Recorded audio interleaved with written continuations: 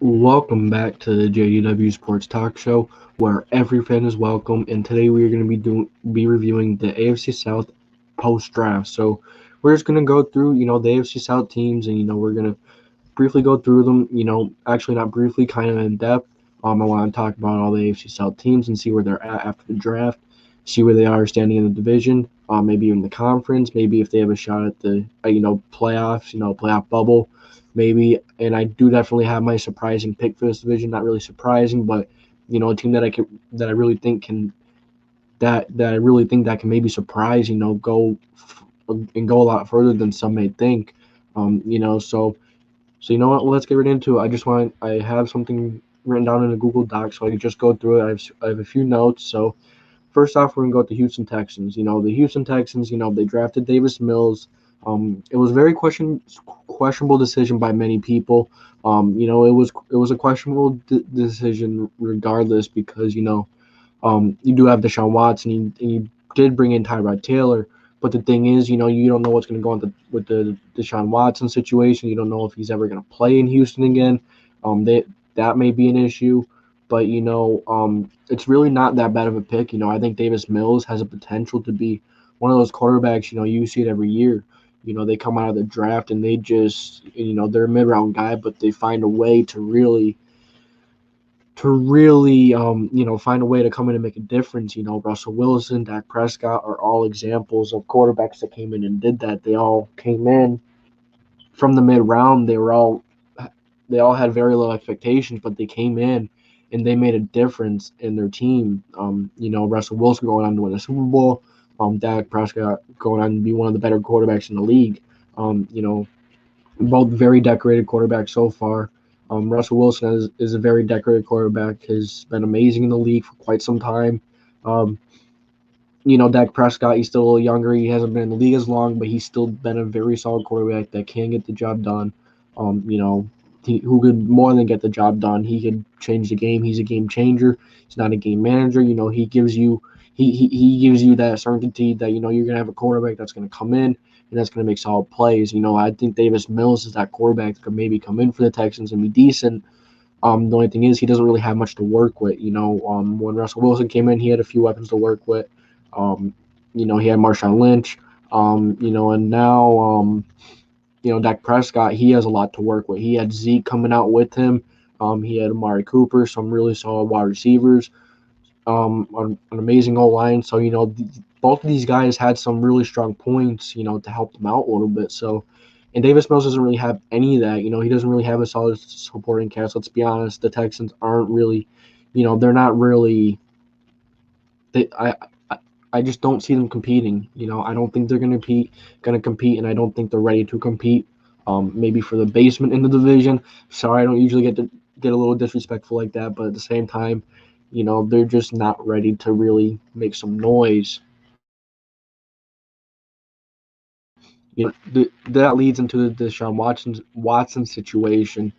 We're all onshore of him. Is he gonna stay in Houston?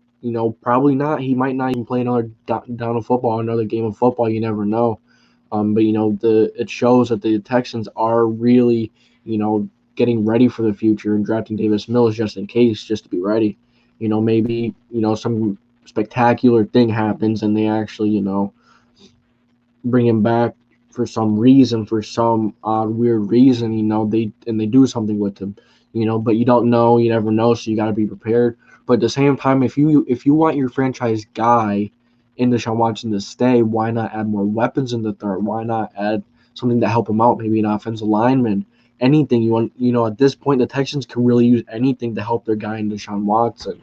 So I think they could have gotten something to help Watson, but at the same time, you got to be ready for the future. That's the NFL. You can't be scared to get better. Can't be scared to make sure you're going to be set up for the future a little bit. So and the Texans did that by drafting Davis Mills. And then you go to some of their draft guys. They draft some of the other guys, and Nico Collins, who is an underrated receiver coming out. I really like him. You have Brevin Jordan coming out of Miami, who a lot of people thought he would go in the second or third, but he really slipped to like the fifth, I believe it was, to the Texans. And I think he's going to be a solid receiving threat, but he definitely has some work to do before he's a big game changer on the Texans. Will he become a big game changer? It's unknown, but we will see and we will figure it out. And then you go to two other really big time playmakers that have left, and Will Fuller and J.J. Watt. Will Fuller was a really solid deep threat. His problem was he couldn't stay on the field. He was always hurt, or he was just having some off-field issues. And with dealing with drugs. Anything. The dude just struggled to stay on the field. The injuries killed him. But when he's on the field, he's one of the better. He's one of the best deep threats in the game. And you can't tell me otherwise. When he's in, that Texans offense is different. That Texans offense is very solid when he is in, and he's a really, really solid receiver that can change the game. He's over in Miami, so he's going to make a big difference over in Miami, helping out Tua and providing a weapon for Tua. And then, they have Tyrod Taylor. Tyrod Taylor, he's one of those quarterbacks. He's going to come in and he's going to give you a chance to win every game. But he's not really going to, be the reason why you win, nor he's going to be the reason why you lose. That being said, though, I do think Tyrod Taylor is very underappreciated in the league. He's still a solid quarterback that can get the job done. But, he's not a huge game changer. He could get it done with his legs a little bit. He could get it done, with his arm a little bit, but he's nothing crazy, but he gets the job done, and he gives you, you go out there every Sunday and he gives you a chance to win every game. And that's what you want from a backup guy. And, I think Tyrod Taylor may still be a capable starter for, a few weeks, but, a season, I'm not sure. He had that one season with Buffalo. He's really solid, but, he's going to come in and he's going to be a mentorship. He's going to be a mentor towards Davis Mills, like he's been for quite some time, during his career. He's always just been, put on the back burner. He's always went to a place that, is in a rebuilding mode. And, they drafted a young quarterback, and they ultimately, the young quarterback, they're going to want to start the young quarterback. You're not going to want an older guy like that, but, you never know. In their defense, I really don't think there's much to talk about on their defense. Their defense is very porous. They don't have much on that defense. I don't see much on that defense. Edge rusher, J.J. Watt left. I really don't think there's anything there. There's really not much to talk about. So that's how bad that defense kind of is. I don't really see much there. But, Justin Reed is a lone bright spot on that defense. Very young, talented player. He could be a big playmaker at times, but, he's got no help. So, poor him. But, at the end of the day, he's one of the better players no matter what. And what I'm trying to get at is that, the Texans need to work on getting better on defense and everywhere. They're probably the front runner to have the number one overall pick because, last season, even with Deshaun Watson, they only won 4 games. And could you imagine that without Deshaun? It's going to be scary. It's not going to be very good, And then we're going to move on to the Jacksonville Jaguars, which is my dark horse. The Jacksonville Jaguars are my dark horse in the whole NFL. As a Colts fan, the Jacksonville Jaguars are scary. They drafted a guy in Trevor Lawrence. Okay, hey, Gold, what's up? Don't sleep on Justin Reed and Bradley Roby. Yeah, they're both really good playmakers on defense. But the Jacksonville Jaguars, they have some really solid pieces that you could, see why they're going to be a sleeper. You have their guy in Trevor Lawrence, who they got. They got their guy in Marvin Wilson, their veteran receiver. And then they have the most underrated receiver in the league in DJ Chark. They have, I think they still have D.D. Westbrook, that young receiver in Laviska Shenault. They got quite a bit brewing over there and working with them. They got a decent supporting cast around Trevor Lawrence. They have James Robinson, who is a very solid running back, a very solid power back. Not the fastest of guys, but he gets the job done, powering in. I think he's going to be more of the goal line back because Travis Etienne is coming in. He's going to be that, teammate that Trevor Lawrence had with Clemson. I think that's going to help both of them come along in the NFL a little bit, because going in and having someone and having someone you can work with, it's a good feeling. It's a really good feeling to go in and know you have someone to work with and you have someone to be with that that's a big thing. So, I don't agree with the Travis Etienne pick at 25 because, he's more of a gadget player. He's not really going to be. I really don't think. He's kind of a very, very poor man's version of Alvin Kamara. He's a fast guy. He's a really good receiving threat. But how effective is he in the running game? How many times is he going to run a game? Is he going to run a game? Not many times at all. He's not going to run much. And is that really worth a first round pick? If you're going to draft someone in the first, you want them to be able to do multiple things and not really be one dimensional. That's why I think Jeremiah Owusu-Koramoah dropped, because he was one dimensional. He fell right into the lap of the Browns. He only fits a very certain amount of schemes, a very seldom amount of schemes in the NFL. There's like 11 teams out there, that were sort of interested.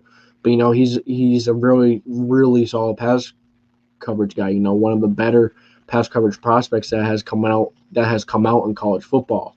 For a linebacker especially, he could play in the slot. He's solid in the slot.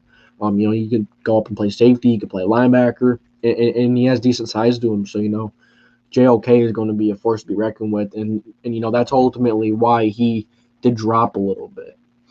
Okay, Fettuccine football. Hey, what's up? Okay, I'll talk about this draft in a minute. I'm gonna finish talking about the Jaguars, and then I'll answer that.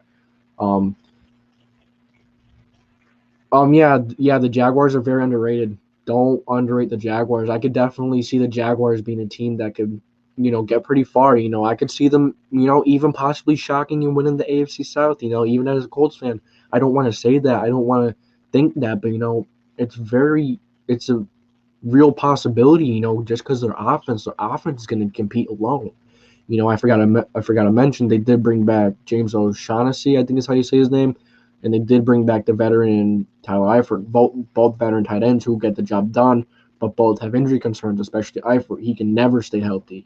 I'm really excited to see what this Jaguars offense has in store. And then you go to the defensive side of the ball, and things don't get that much worse. They're very solid. They have their two boundary guys in Tyson Campbell and C.J. Henderson. Which brings us to that Tyson Campbell pick, which was a little, it was a little surprising to me, considering they already have their two boundary guys in Henderson and Shaquille Griffin that they got from the Seahawks. That was a bit surprising, because both of these guys are boundary guys, and having three boundary corners and drafting Campbell that early, when you already have two boundary corners, it's a little weird, but depth is never a bad thing. So that's a solid thing. That's a solid thing to get some depth. On the defensive line, they have Caleb Von Chaseon, they have Josh Allen, DJ Smoot. They did sign someone else. I don't remember who they signed. Let me see if I put it down here real fast. Aaron Lynch, they signed him. Very, very Malcolm Brown, very solid defensive players that they're going to come in and they're going to make a bit of a difference. Don't sleep on them. Like I'm saying, I kind of want to see the Jaguars do good. I know I'm a Colts fan, but I really want to see Trevor Lawrence do good. He's a prospect coming out. He's worked hard his entire life at this point, and he deserves to be a really great quarterback in this league. He just has to continue working and being himself. Excited to see him. There's a lot to be said about this Jacksonville Jaguars team. They look great on paper, but they have to prove it, and they have to show that paper is going to translate well to the field. Because we see many times, teams look really good on paper. For example, the Cleveland Browns a few years ago, but they just don't pan out because there's some on-field things that need to be fixed. You never really know until you get into live game action. And I will get to this now. Opinions on the Saints draft.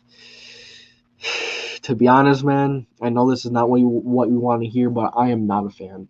I'm not a fan of the Saints draft. I think it was a little early for Joe Tryon. I think there were better pass rushers on the board. Maybe like an Azeez Ojulari. I think he was a first-round talent, but he slipped because of his knee injury. I think he would have been worth taking for the Saints. Joe Tryon. I'm just not. Wait, no, they didn't take Joe Tryon. Wait a minute. That's the Buccaneers. Give me a second. My bad. The Saints, New Orleans Saints draft. Let me see who it was. I don't know why I just said Joe Tryon for that past, few minutes. Peyton Turner. Yeah. I'm not a huge fan of taking Peyton Turner this high. I think this was too high for Peyton Turner. Um, like I said, there were guys like there were other guys on the board, that could be just as solid, and I'm not a fan of taking them that early. I wasn't a fan of the Ian Book pick. I think that was a little early. I think that was a bit of a reach. Um, if I'm gonna be honest with you, I really don't think the Saints had a solid draft. They got some players here and there that can really come in and make a difference, but it's very seldom for some of these players. The Pete Warner, I think was a guy that you guys drafted. I think you took him a little early at 60. But he'd come in and he could compete. Because Demario Davis is getting older. Paulson Adebo, don't know how I feel about him. I think that was actually a solid pick. I'm just not high on this draft. Paulson Adebo, I know I said about him. I think round 4 was a bit high for Ian Book. I think Ian Book was more of a 6th, 7th round talent, maybe a 5th. I was a little surprised on that. I was surprised that you guys took a tackle in the 6th round. And Landon Young. Surprised about that. But in the 7th round, you guys did take Quan Baker, who I think has some upside. Excited to see him come in. Maybe make a difference. 7th round guy who could come in and compete. I think he's going to make a bit of a difference. I know we don't need. I know. I agree. I think you guys have a really solid defensive line. Cameron Jordan. You have not Trey Hendrickson, but Demario Davis could come off the edge. You guys definitely have some decent defensive linemen. I think you guys could have went. Maybe a cornerback in that position. What other cornerbacks are there? Maybe Tyson Campbell. I get that was a little early for the Jaguars to take him, but I think Tyson Campbell is an extremely solid boundary guy, and I think he would have been a good fit with you guys. I'm a little surprised. Maybe you guys could have even taken Elijah Moore, the receiver out of Ole Miss. He has amazing footwork. I'm excited to see him come in and make a difference. I think the Saints didn't focus on the positions they should have focused on. That's just my opinion. I know it's really not what you want to hear, but that's my honest opinion. I'm not a fan of the Saints draft. I'm just really not. And taking Ian Book, yeah, I get it. You want that quarterback, the young quarterback, to come in and compete, but you have 2 young guys who are already going to battle it out for that starting spot. I don't know. They did make some questionable decisions, but we will see what they ultimately do. I could actually change this. No, that's too dark. But yeah, that's my thoughts on the Saints draft. I'm not a fan. I'm sorry, but I'm just not. And then we have the Tennessee Titans. The Tennessee Titans definitely made some improvements. I don't like the Tennessee Titans, but you have to give them the props. They are a really solid team. They have an amazing running back in Derrick Henry. They have that really good quarterback in Ryan Tannehill. They do have A.J. Brown, who is a really good receiver, top 10 receiver in my opinion. They did sign a guy in Josh Reynolds from the Rams, who I think can be a solid guy. I think they just need to build a little more. And then on defense, they have Bud Dupree. They signed Danico Autry, who's a former Colt. I think that was a little bit of a bitter thing. So I guess we'll see. Ooh, I got a question here. What are your thoughts on the Giants draft? I actually really like the Giants draft. The Giants draft was really good. They got a guy in Kadarius Toney who I really like. I didn't know if he was worth their first round talent. I might. I'm not saying Toney is a bad player. He's not whatsoever. He is a really solid player.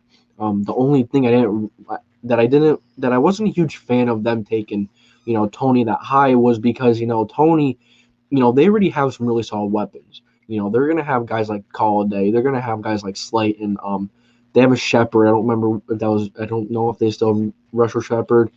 Gold, if you're still in here, let me know. They signed John Ross, and then they have Barkley coming back. They have Evan Ingram. I just don't know about drafting a guy that early. That's going to be a gadget guy that you don't know. You don't really know how many touches that he's going to get. You don't really know what he's going to bring. I think a gadget guy like that, is a second round pick. I don't think Toney is a first round talent. But I think the Giants was a team, you know, like I said, he's a really good player and he's an awesome player, but how many times is he really going to touch the ball? For a first round pick, you want to be certain of that. I think the Giants could have taken Kwity Paye, which would have sucked for the Colts. I think Kwity Paye would have been an awesome pick for them, but they do end up taking a guy in Azeez Ojulari later on, who was a first round talent. I'm really excited to see him come in, make a difference. He dropped out of the first round because he had problems with his knee, and some teams, just bailed on him, and he just dropped because of that. But I think the Giants draft is one of the better drafts in the NFL this year. I'm probably gonna go. I'm probably gonna go with the top 5 draft. I think the Giants are in a really good position to win next year. I'm a little back and forth on how I think they are gonna do.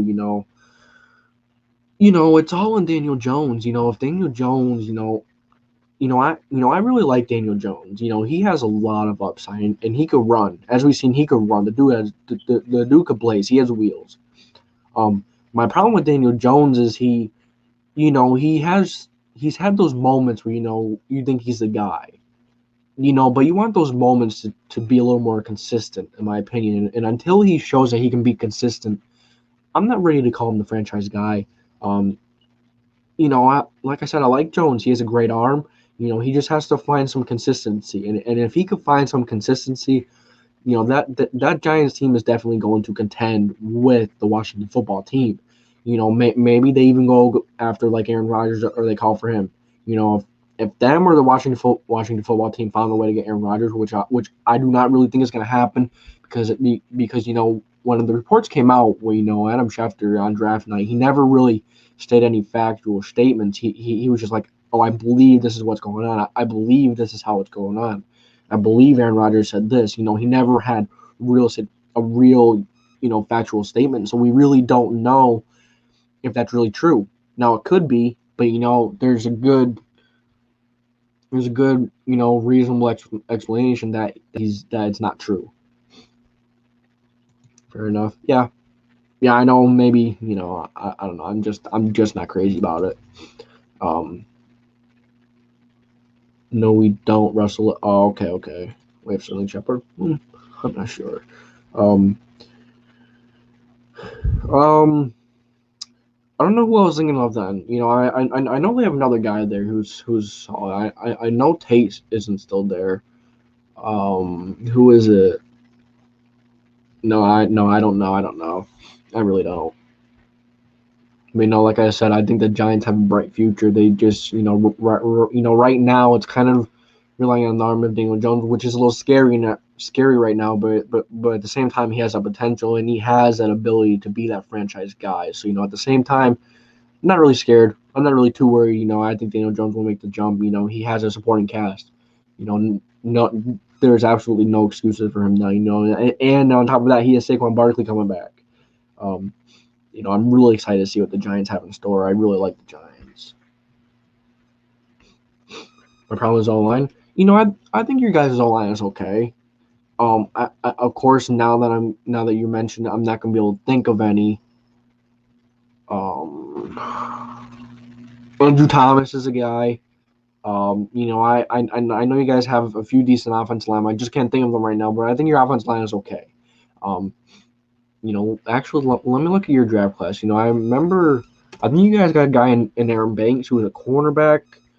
Let me look at your guys' draft class real quick. Draft class. Let's see.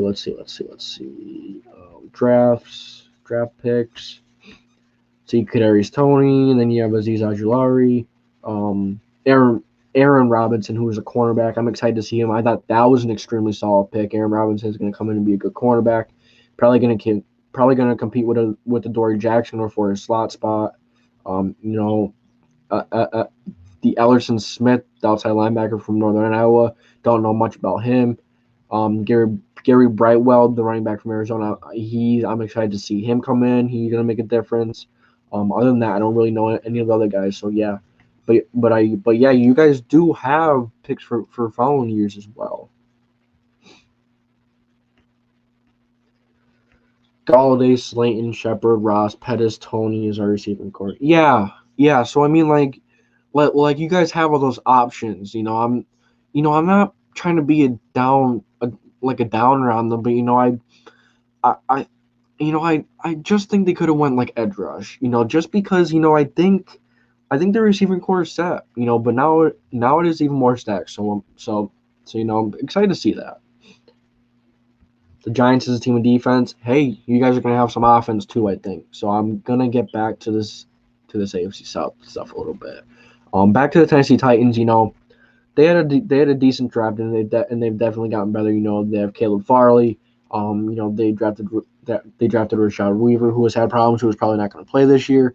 Um, they picked Dylan Radunes right before the Colts picked, so that was probably a pick in spite. They're trying to get at the Colts or something.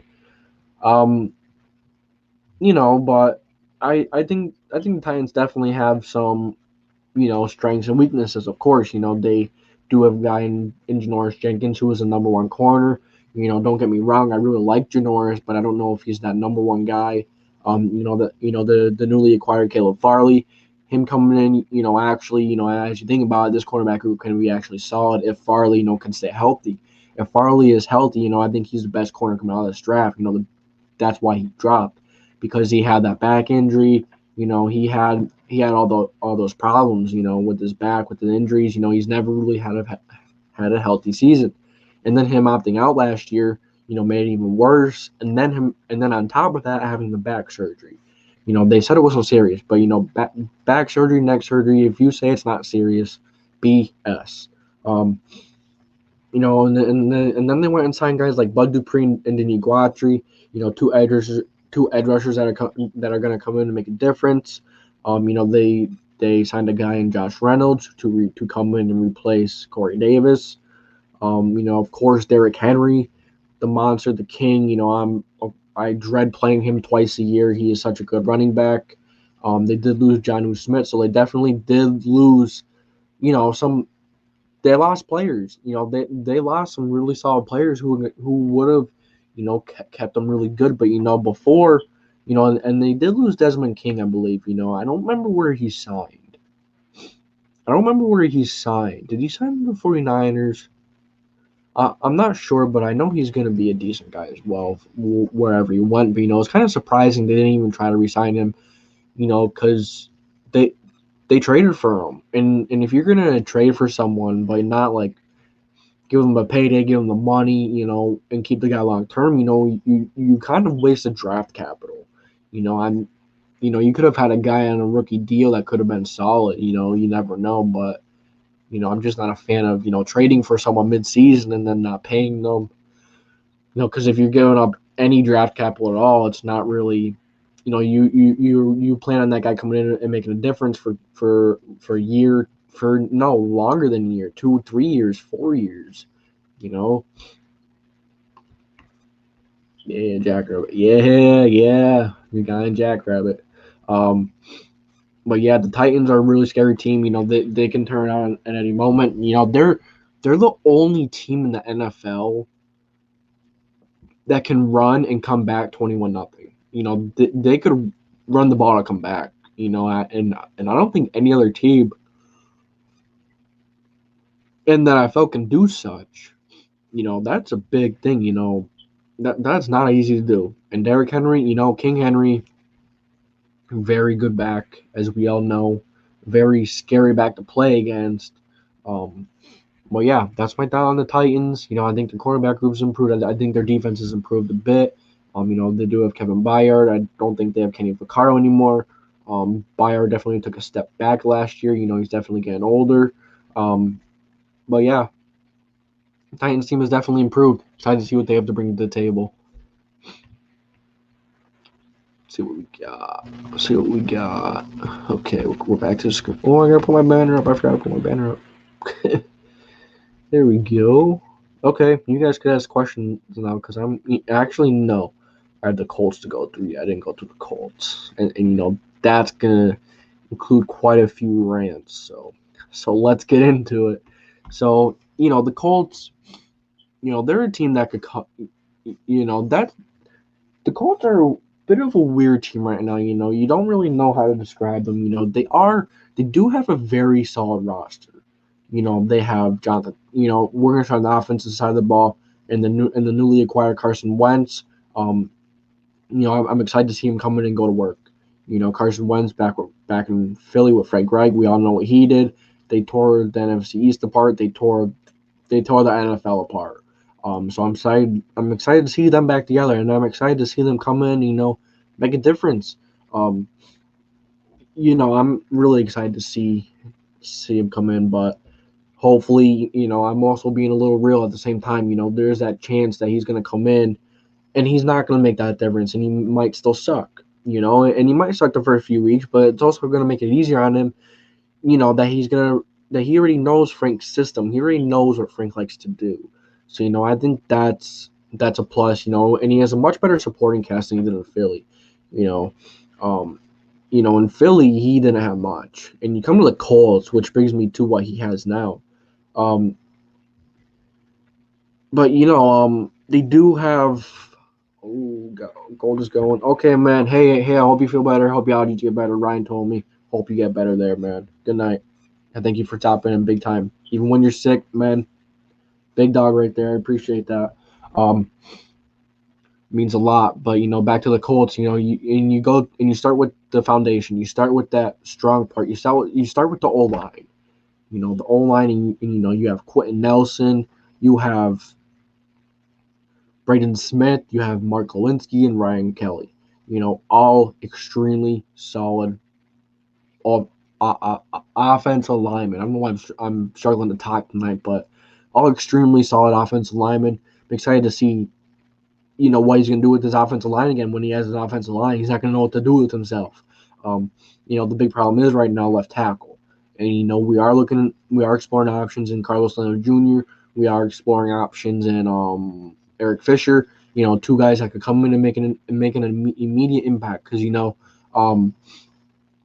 gonna have those backup guys who Chris Ballard signed, and Sam Tevy and Julian Davenport and Will Holden. They're all gonna come in and they're all gonna compete, and Will Fries, who we signed in the 7th round. They are gonna come in and compete. But are any of them gonna start? I don't think so. I think the Colts are gonna bring in someone like Leno or Fisher. Will Holden stepped in last year versus a very stout Steelers defensive line and showed out, and he played really well. But his big thing is, he was also helped with tight end chipping, with running backs chipping. The running the game was really good. He had some things helping him, and he had Big Q right next to him, which is also going to help him. So, he had a lot of help, but he did do solid versus a very stout and talented Steelers defensive line. So, that's a plus for him. And then you go to Sam Tevy and Julian Davenport. Both are not good players. If you ask me, I mean, they're not bad, but they're both players that you don't want. You don't really want to go into the season saying, "Oh, they're the starting guy. They're the guys for the season." I don't think you want to do that. Even though Will Fries played all the positions in college, he wasn't drafted till the 7th round. He's very versatile. He reminds me of Joe Haig. He's going to come in, play all over if there's an injury. I'm really excited to see what the offensive line has in store and what Chris Ballard has in store for the Colts in this offseason. So, like I said, they could go after many people here, like Eric Fisher and Leno. Who would I rather? I think I'd rather Eric Fisher. I get the Achilles tear is scary. I get he's a bit older. I get it that he's coming off that bad injury, but at the same time, he is a Pro Bowl tackle when healthy, but will he come back healthy? Will he come back the same? Achilles tears are crazy. They're really, really hard to come back from. But, the medical technology that they have these days, I think they'll be fine. I don't think there'll be a big deal with that. So I'm really excited to see what they have there. What they're going to do there, and then you have a guy in Charles Leno, who I think could come in. I think he'd be a solid right off the bat. He's not. We're not going to have to worry about injuries. He's very durable. I don't think he's ever missed a game in Chicago. He did make the Pro Bowl 2 years ago, I think. But I think Eric Fisher is a little better of an option. I get Eric Fisher is a high risk, but he also has a higher reward. And, in the NFL, when you want to go win a championship, you can't be scared to go win a championship. You can't be scared to take those risks. Because in NFL, it's a game of risks. It's a game of business. It's a business. You got to go make risks, and you got to go, be risky to really become a great team that has a chance to really do something. And a guy like Eric Fisher, he isn't going to come until later. But at the same time, he's a guy that's going to come in and be a decent guy. He's not going to be terrible. He's going to come in, and he's going to come in at the right time later on in the season when he's coming back from his injury. He's really going to help the Colts. He's really going to help the Colts in every way, running game, passing game, everything. He's probably going to open up the offense even more. Eric Fisher is a really solid tackle. I would love to see. He's big. He's lengthy. He can pull. That's the guy Chris Ballard and Frank Reich will love. Maybe they go after a guy in Jason Peters who is older. I have a few big knocks on Jason Peters. I think he's the most likely out of all these players. The Colts have already shown that they have interest in Charles Leno Jr. They have interest in Eric Fisher. It's most likely going to be one of those two. But a guy in Jason Peters, he may come in and compete. He has that connection with Frank Reich and Carson Wentz. I'm excited to see what they have to do, what they have in store for him. Maybe they do sign him, but Jason Peters, he doesn't actually play left tackle in quite some time. He's actually played right guard for quite some time, and he has had injury concerns, durability concerns. And he's definitely getting up there in age. So I don't really know about him. I wouldn't be, I wouldn't mind bringing him in for competition. Bringing him in to make the other guys work hard. I would not mind, but it has to be at the right price, and it has to be at the right circumstances, and all that. So you have to consider all those factors and take the precautionary risks. I know that's two opposite words, but you gotta calculate the risks. You gotta see if there's more positives and negatives. You see if there's maybe a better outcome. You gotta take those risks. And then you go to the wide receivers. I'm really excited for these wide receivers. You have Michael Pittman Jr., who had some really solid games last year, who had a solid rookie year. His big thing was for me that not many people are talking about. In the three most important games versus the Titans, the Packers, and the Bills, those were the Colts those were arguably the Colts' three biggest games. And those were his three best games. He showed that the bigger the game, the more he's going to come on and the better he's going to be and the more clutch he's going to be. That's a player you really want coming around playoff time. He's going to work hard. He's going to shine the brightest in the biggest moments. And that's what you want. The brighter the light, the brighter the star. The stronger the star. I'm really excited to see him come in. He's kind of that, Alshon Jeffrey, that big target receiver that Carson Wentz really enjoys. That really enjoys throwing to. And then you have your guy in Paris Campbell, who is coming back from the injury. He's had a lot of injury concerns, but he has a lot of potential. He has a lot of speed. He has good hands. His run after catch is amazing. But his big thing is, he just can't stay on the field. Last season he had a really solid start to his year. He had a really good game versus Jacksonville. He was off to a good start versus the Vikings. The injuries ultimately, took him down, which sucked. At the same time, he's very talented, and we have to continue to be patient. He had very bad luck, as Chris Ballard said, very bad luck. But I'm excited to see what he has in store if he could stay healthy. I really hope he does. And then we'll move on to our OG, to our guy in T.Y. Hilton. He's been here since forever. It's going to suck to see him go when he does, but we have another year, so let's embrace it. Let's enjoy it. He's going to come in. He's going to have a great leadership. I don't really know how much he's going to play, to be quite honest with you, because, Chris Ballard and Frank Reich, last year, T.Y. Hilton didn't have the most snap counts. He had a pretty low snap count compared to the other guys on the team. Michael Pittman Jr., Zach Pascal. We're all guys who had some guys who had higher snap counts than him. And, T.Y. Hilton is an amazing veteran presence. He knows how to find the holes in the defense. He's really involved in this game as he has gotten older. He's an amazing route runner, good hands. T.Y. Hilton has just been a really good guy, a really good receiving option for the Colts for for God knows how long. And then you go to your guy in Zach Pascal, who is another guy I really like. Zach Pascal is a guy that's going to come in and he's going to work hard, and he has really strong hands. He is a little inconsistent with catching, but I think Zach Pascal is a really, really good. What was I going to say? I think Zach Pascal is a really good depth guy, and I think he could step in a pinch. Be a really good backup and be a guy that can come in and make a difference. Hey, what's up, Big Pat? What's up, man? What's going on? How's your day going? How you feel about the Giants today? I know that there's not much Giants news, but I don't really know what else to talk about right now. But, I'm just going on rants about the Colts, talking about the AFC South after the draft. That's all I'm really doing right now. So I appreciate you stopping by. I'm like I said, I'm really excited to see what this Colts team has. This receiving core is a little better than some people may think. I really don't think. I really don't know. I really don't think we have a big problem there, as many people may say. I really don't think we have that problem there at receiver. I think we have a young receiver group that can, really be solid and help a guy in Carson Wentz in a bounce back year. And then you have guys like Ashton Doolin. You have guys like DeMichael Harris, who is kind of our Curtis Samuel. People really want us to go get Curtis Samuel. Well, no. We have two Curtis Samuels, if you want to be honest. DeMichael Harris can line up in the backfield. He could line up as a running back. He could line up in the slot. He could do all crazy things. And Nyheim Hines could do the same thing.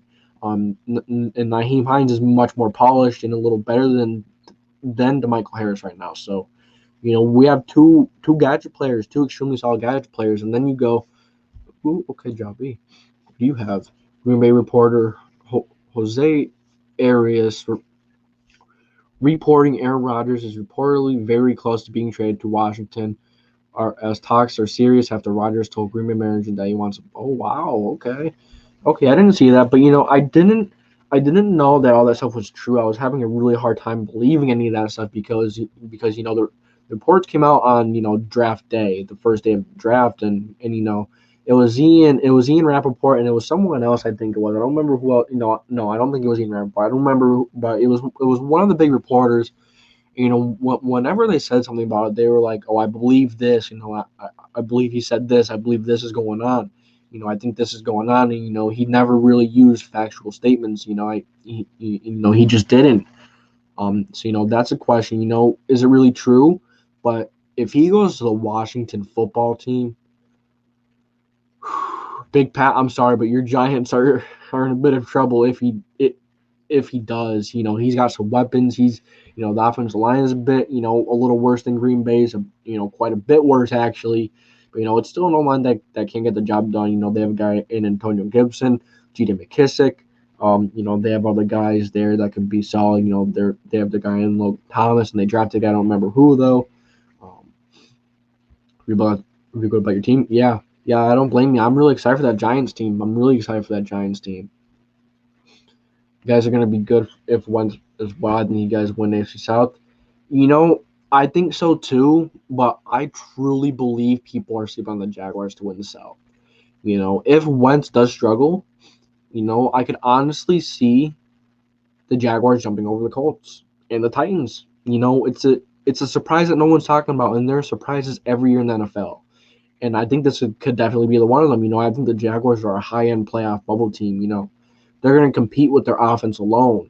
Marvin Jones, DJ Chark, Laviska Shenault, Cam Robinson, Trevor Lawrence, Travis Etienne, James O'Shaughnessy, Kyle Eifert. I know he's hurt all the time, but, you have the underrated O-line. This Jaguars team is going to be scary on offense. If Trevor Lawrence is anything of what people have been, hyping him up to be, anything of that, the Jaguars are going to be scary. They're going to be a scary team that really has a good chance to win the AFC South because, I think the Titans are still holding on defense. The Titans need to improve on the offensive line a little bit more, and they did sign a guy in Josh Reynolds, and outside of that, they have no receivers. They really don't have a guy that I know on their roster that is a receiver. And they lost Jonnu Smith, who they have at tight end. There's a lot of questions with the Titans. The Colts have a little less questions, but they definitely still have some. And we did address a big one in edge rush, but, I'm going to talk about in a few minutes. I'm still talking about the offense a little bit. guy's not going anywhere this year, bro. Too early. Yeah, I get that. They're very young, very young. That's their problem. They're so young. They could definitely make some mistakes. Young teams are gonna make those mistakes. But I'm just saying that it's possible.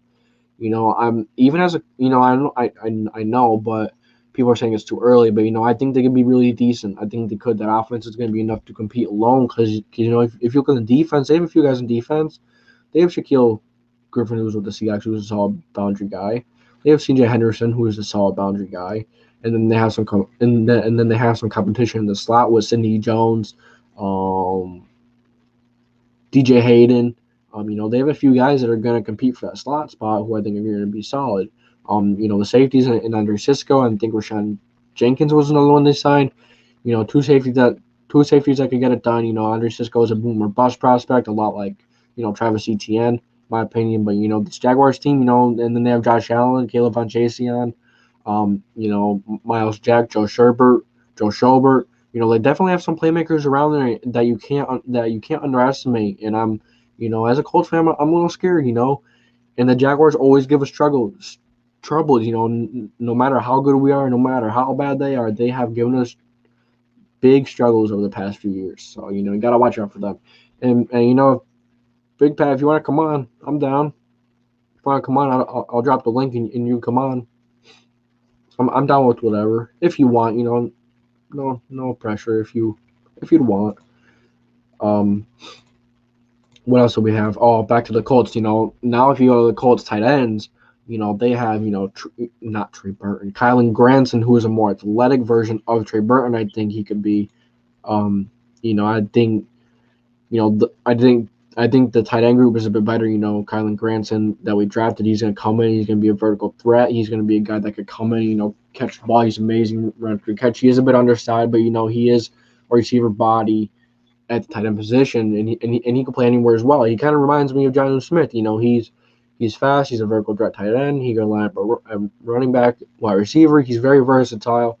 His versatility will be very, very valuable. I'm excited to see that. And then you have the big former college basketball player from VCU and Mo Ali Cox, who is huge. He has huge hands.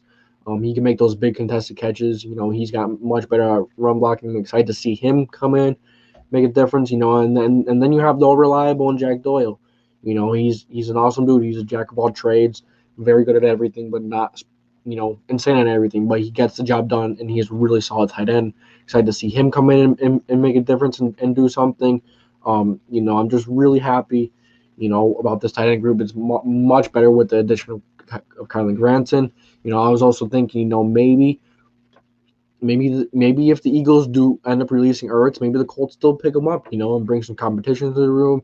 Maybe they do cut a guy like Jordan Wilkins. I don't really see that because, Kylan Granson can step in at running back. DeMichael Harris has some experience there, so you have a very versatile group there. And you still have three solid backs and JT, Mack, and Hines. Don't get me wrong, Wilkins is not bad, but having four really good tight ends on the roster is a possibility because of how much Frank Reich loves the tight ends, and Carson Wentz loves the tight ends just as much. No one has used more three tight end sets than Frank Reich. And then Carson Wentz loves his tight ends. He's number one. He's actually number one in tight ends in touchdowns throwing the tight ends for last 3 years, I think. Last 3-4 years. He's like 36, I think. I'm not sure, but I know he's up there. Maybe top three. Maybe he's not number one, but I think I've seen some places he's number one. Don't quote me on that one, but I think I'm like I said, I'm really excited to see what this team has in store. I think this offense can be loaded. I think this offense is loaded. It's just a fact of staying healthy and getting that left tackle position figured out. Other than that, the offense is looking really, really good. And then you have on the defensive side, which is majorly improved. With some free agent acquisitions. Some re-signed players. First we're gonna start on the defensive line. First we're gonna start with the big guys in DeForest Buckner and Big Grove. Two extremely solid defensive tackles. DeForest Buckner didn't make the Pro Bowl, which was kind of BS in my opinion. I think he should have made the Pro Bowl. I think as we know, DeForest Buckner has changed his defense. He has changed the way the Colts, played football. He's changed this whole team. Um, Big Grove, one of the best run stop defensive tackles in the league. He's really good. He's really underrated. No one talks about him at all. And then you go to the edge rush, which was a dire need before pre-draft, after the season ended, since last year. It's been a major need because, we've never really gotten consistent pressure at the quarterback. The edge rushers have a big play in that, and the edge rushers, they're way too young or inconsistent. You did have Danico Autry and Justin Houston, who are no longer even with the team, which makes the edge rush even worse. But, we did draft a few guys, and we did get better at the position. Justin Houston, he's a really good pass rusher, but he's a liability in the run game. He's inconsistent. He'll have those games where he has 2 to 3 sacks, and then he doesn't do much for the next 2-3 games, and you want more consistency. And Danico Autry was kind of the same way, but he was more versatile. He could play defensive tackle. He could play edge. You were able to bounce him all over the place, but he was the same way. Very inconsistent. He wasn't consistent at all. And, that's what you strive for. That's what you want in the game of football. You want consistency. You want them to play. You want your players to play at a high level all the time, as much as they could, and at a consistent level, at a high consistent level. That's what you want. That's a dream. And we did address edge rusher in the draft. As we said, we got Kwity Paye. He kind of reminds me of a Jabal Shear with much more pass rush upside. He's a guy who was going to come in and make a big difference in the run game in an already stout run defense. And then you have, yeah, like I said, I think he kind of reminds me of a Jabal Shear. I actually think Jabal Shear is with the Giants now, isn't he? I think I've seen that he is. But I'm excited to see him, come in and make the difference. Like I said, he's going to be a really solid run stopper day one. Does definitely need to work on his pass rush, but I think that's very solid with a young player. He's very coachable. He's an amazing character. Excited to see him come in and compete. And then you have the guy in Deo Adengbo, who came in, who was drafted in the second round, who was considered, a late first round talent, an early second round talent. His problem was that his Achilles tear. Injuries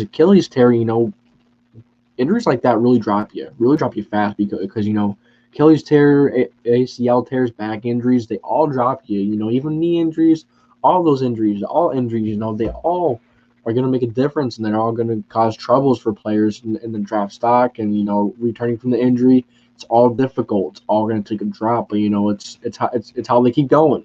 And Dale's going to come in, and dude's a freak. The dude is a monster. He's long. He's 6'6", 285. He in his arm length is very, very. It's just insane. He's in the 99% quartile for arm length. Excited to see him come in and make a big difference. He's not going to come in week one though. He's not going to be able to. He kind of reminds you of the Julian Blackmon pick. Ooh, okay. Colts are clicking on him. Hey, what's going on, man? How you like new background? Finally got a decent background. Finally got a better camera, so the streams are a little more watchable. But yeah, just talking about Colts football. I was just talking about going through the AFC South. Talking about the teams. And right now I'm on the last team in the Colts. I'm excited to see what the Colts have. I already talked about the offense. The offense is really solid. It's very set. We're just looking into left tackles now, and Eric Fisher and Carlos Leno. But back to the defense. As I was saying, Deo is insane. Deo, the dude is huge. The dude is 6'5". Whoever's in, Bring the Juice podcast, when we first drafted him, we were all surprised, but at the same time, he's a first round talent. Like I said, he kind of reminds you of, I appreciate it. He reminds you of of the Julian Blackmon pick from last year because, Julian Blackmon, he had the torn ACL in February, I think it was, and he wasn't expected to play until October, maybe late October, but he was a first round talent that slipped because of injuries, and we took a gamble on that, and look where it got us. It really, made a difference. It really got us going someplace, and I'm really excited to see him. But the only difference is he's not, in day one, if someone gets hurt, he's not going to be able to come in and help out. He's not going to be able to come in and play, because on Achilles tear, he's probably not going to be ready until until mid-November, maybe the end of October, something around there. So kind of sucks we're not gonna be able to see him at the start, but I'm excited, because you have your guys in Robert Mathis who is going to be working with these guys, and that's going to be awesome. I'm excited to see that, and that Dale, for his size, he's also very quick and fast for his size, and just like Quiddy, Quiddy had that amazing cone drill, the second fastest cone drill of all time. He's very twitchy, and that's for an edge rusher who literally small-bodied receivers get slower times than that. There's a lot of them. Quiddy Pay, the second fastest cone drill, is insane. So and then you have your guys like Kamoko Toure, your Ben Banagoos, your Al-Quadib Muhammad's, your I think that's really it. All unknown guys that have never really put a season together. You have Kamoko Toure, who definitely has potential. Before he got hurt in that season-ending injury in Kansas City a few years back, he was really showing out. He was coming off the edge a lot. He was making a big difference in that Chiefs game. And when he got hurt, and when he came back, it's ever since then, he's never really had it back. Definitely had some great moments and definitely had some really bad moments. As we've seen in the Buffalo game, he jumped off sides. So many people were really mad at him. And of course, I was too at first. But, at the end of the day, you got to realize he's a young guy. He's going to make mistakes. And he's going to come back stronger, But, time is dwindling for these guys and Toure, Banagu, and Muhammad. They all are going to be very, very solid rotational guys. I think Kamoko Toure is probably going to start on one side because Quiddy's going to be a starter on one side. Like I said, Dale's not going to come in for a little while. You have those guys saying Kamoko, Ben Banagu, and Al-Quadib Muhammad who can come in and help, and Wagner can even play on the outside as well, and Al-Quadib Muhammad can play on the side. Oh, and Taquan Lewis, they're all very solid guys, They're all unknowns though, and they can't put a season together. Kamoko Toure hasn't put a season together due to injuries. Ben Banagu who has had effort issues in practice, which is why he's not seen much time. Tyquan Lewis had the same issue in the beginning, even though he had a very good game versus the Cowboys, which was kind of his breakout game a few years ago. But since then he hasn't really seen much. He was getting hurt on and off, and he just, you just didn't see him much. He just wasn't making a difference. So he definitely has some work to do, as Ben Banagu and Toure both, and Al-Quadib Muhammad, who are definitely going to be some really extremely solid. They're extremely solid rotational pieces, but as starters, they're not it. They're a little too inconsistent right now. But yeah, and then you go to the linebacker group, which gets even better. You have your guy in Darius Leonard, you have your guy in Bobby Okereke, who are the two main guys. And then you have your Jordan Glasgow's, your Malik Jefferson's, who we signed, who is more likely going to be a special teams player. And you have a lot to go around. You have some depth there, but it's very unknown. And you also have your AJ Speeds, who I just forgot to mention. I'm excited to see him come in and make a difference. I think EJ Speed is a guy that's going to come in, really, be a solid depth piece. Jordan Glasgow is a solid depth piece. You have Matthew Adams and Zaire Franklin, who are still in the Colts, but those are mainly special teams guys. So, bringing in Malik Jefferson can help those other guys, step in at linebacker even more if they needed to. In a pinch, whether Darius or, Bobby Okereke got hurt, because, all those other guys, are very, unknown. They don't have much experience, and bringing in a guy like Malik Jefferson has much more experience, who would come in and compete for a backup role. Excited to see him come in and make a difference. I don't think we drafted any. No. Oh, and I forgot to talk about Mike Shrine on offense real quick. He's a solid guy that's going to come in, dominate at a small school. And, I'm excited to see him come in and make a difference. It kind of reminds me of an Alshon Jeffrey, not even going to lie. But, back to the defense. That was just a little quick, change up. Forgot to mention him. But, yeah, like I said, linebackers are solid. And then you have the cornerbacks and the safeties. In the cornerbacks, you have Xavier Rhodes, who we resigned. You have Kenny Moore. You have Rocky Sin. And then you have your Marvell Tells, your Isaiah Rodgers, who can come in, but is more of a special teams player right now. You have some guys in. Who else did we? I don't think we drafted any corners. Oh, we brought TJ Carey back. Excited to see him come back and make a difference.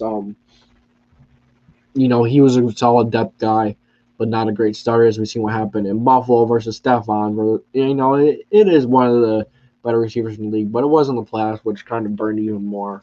But, some really solid young players in the secondary. Marvell Tell, he showed a lot of promise his rookie year, opted out, because of, pandemic reasons. Isaiah Rodgers, who stepped in and showed some promise in that wild card game. What else? There's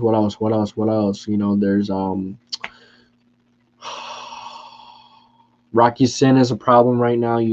Rocky Sin was a liability last year. He has those moments where he's a very good player, but he has to stay consistent, and he has been anything but consistent. He's too handy. He's has had a ton of penalties. He's had a ton of just getting beat. He's really got to learn. He really needs some confidence. Maybe a guy like if we're still interested in a guy like Richard Sherman, he could come in and help a guy like Rocky Singh get some fire in his eyes. Because right now he's definitely doesn't have much confidence. He's definitely struggled. And a guy like Richard Sherman could come in, and even coach other young guys. And Marvell Tell, Rock. He could even maybe give Kenny Moore a few pointers, maybe even Xavier Rhodes a few pointers. You never know. They're gonna help each other. Some people are gonna say that Richard Sherman, is a locker room cancer, is a locker room problem, but he's not. There's a difference in loving the game, and being a diva in the NFL, and being, making problems like Antonio Brown made problems, like Le'Veon Bell. Two right there, two guys that made problems. OBJ kind of caused problems a little bit. People, you got to realize that he loves the game of football, and he's going to be competitive, but he's not a locker room cancer. He's a guy that's going to give some fire to your guys. He's going to pump the guys up. That's what you want. And then a guy like Xavier Rhodes is brought back, who had a really good year last year. Tried to see him come back and make a big difference. I think he could come back and make a big difference. So the cornerback group is looking really good. And then you come back to the safety group, who is, another really solid group. You have your guy in Julian Blackmon. Wasn't expected to be drafted in the first as a first-round talent because of his ACL tear. But, he comes in, and, he comes in after Malik's injury, and, he comes in and he makes a big difference. That was awesome to see. He came in and he really made a huge difference. And then you had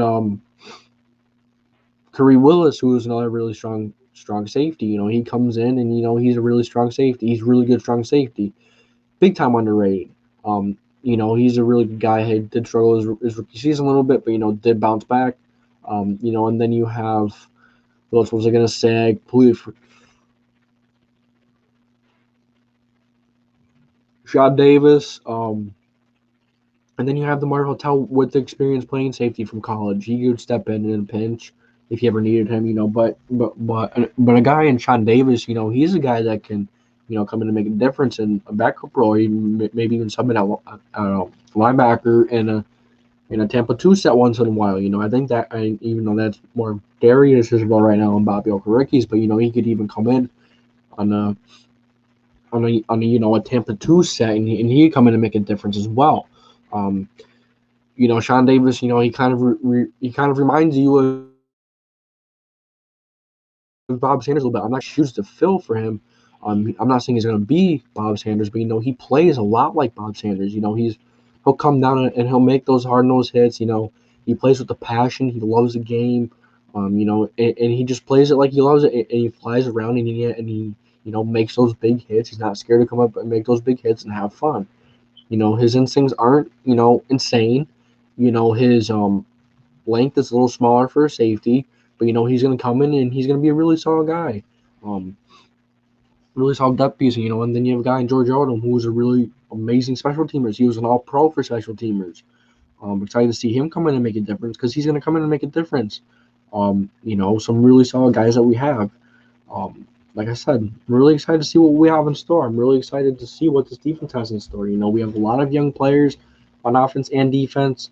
A lot of there's a good amount of veterans sprinkled in there on offense and defense. We have all these big playmakers. Quentin Nelson, Darius Leonard, all pros, Pro Bowlers. Xavier Rhodes is a Pro Bowler. Xavier Rhodes is a former All Pro, and you have hopefully we sign a guy in Richard Sherman.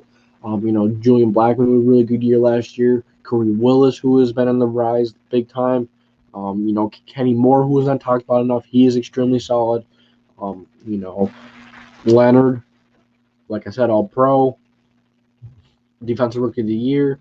And then you have Bobby Okereke, who has been, a very sensational young player, very solid. We have a lot of amazing pieces that we have ready. We just need to, put it all together. We need Wentz to come in. Wentz doesn't have to come in and be a hero. Wentz doesn't have to come in and be, Superman. He just needs to come in, manage the game, and make the big plays when needed. And to answer Colts at Quavion Hill, do you think we're ready for a championship? I think we are. It's just the uncertainty at quarterback right now that kind of gets in your way. Because yeah, he's coming with this guy Frank Wright. Yeah, he's coming, to a place he's wanted to come to for quite some time. But at the same time, you have to be prepared for the worst. It's the NFL. It's a cruel business. It's a cruel organization. It's a cruel game.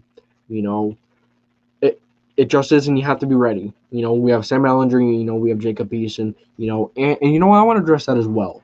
Some people were saying Carson Wentz was mad about the Sam Ellinger pick. BS, B freaking S. He's not. People are trying to spread false, false statements, false rumors that are simply not true. We gave up. We invested a second that is probably going to become a first and a third into Carson Wentz. We are investing in Carson Wentz, and we are ready to let Carson Wentz take the role and take the reign of this team, take this team places. We are ready. We just have to, Carson Wentz doesn't have to play too much hero ball. He just has to learn to throw it away. He has to learn to, not force it. I think Frank Reich is going to help him with all that, but there is that possibility that he doesn't, there's that possibility that he is that far gone, and you got to be ready for that. But at the same time, I think he's going to come in and be a decent quarterback. He doesn't have to be nowhere near 2017 MVP Carson Wentz to lead this team to places. He doesn't have to be all that to make this team a championship contender. This team is filled with young studs, filled with young guys that can really come in and make big plays. And they all give energy. They're all great locker room guys. That's what Ballard has built. He's built a great culture in Indianapolis. And, and he has built a championship culture and a championship roster, championship caliber roster. We just have to put it all together. The receivers are much better than people think. T.Y., Paris, Pittman, Harris, Doolin. I don't think Doolin's going to be on the team, but we did draft a guy in Strawn. Who else? I'm trying to think of someone else. I know I missed someone. Zach Pascal. And then we have that new tight end option in Kylan Granson. We have Big Mo, Big Jack Doyle. The offensive line, of course, we do have to figure out left tackle, though. We have Quentin, we have Ryan Kelly, we have Mark, Glow. Mark Lewinsky is Glow. I just said, okay. Braden Smith, one of the most underappreciated tackles in the league, definitely a top 5 right tackle, if you ask me. He's very solid. I think he needs to be in a Pro Bowl soon. And then you have the insane running back group. Man, this running back group is insane. You look at Jonathan Taylor, you look at Marlon Mack, and you look at Nyheim Hines and Jordan Wilkins, all very forward capable of starting. Jordan Wilkins isn't, that starter, though. He's a solid change of pace guy. And then Nyheim Hines is a really solid change of pace guy. He's just not that good of a starter. He's not a good primary option because, as we've seen in that Tennessee game, as much as you want to say, he's an awesome, primary option, but he's not. He's a coming gadget player that's going to make, all you have to do is give him the ball, find ways to get him the ball, and he's going to make a play. In that Tennessee game when when JT was out, it was Hines and Wilkins, and we've seen that did not really go well. So yeah, that's one thing there. I'm just really excited to see what this team has in store. And then you go on the defense once again. We have all these young guys. Really excited to see what this team has in store. Really excited. So, is there anything else? Is there anything that you guys would like to ask me? Anything that Coach Aquavion? Ask away, man. I really talked about the main topics I want to talk about. So, I don't really have a script. I don't really have many other topics written down that I want to talk about. So, if you have questions, ask away. Okay, here's one. Do you think we're going to do a lot of long balls this year? We might. It depends. It depends on how Carson Wentz comes along. Probably Michael Pittman, definitely. Because Carson Wentz loves his big body guys. He loves his tight ends. I think Kylan Granson can help with that big time.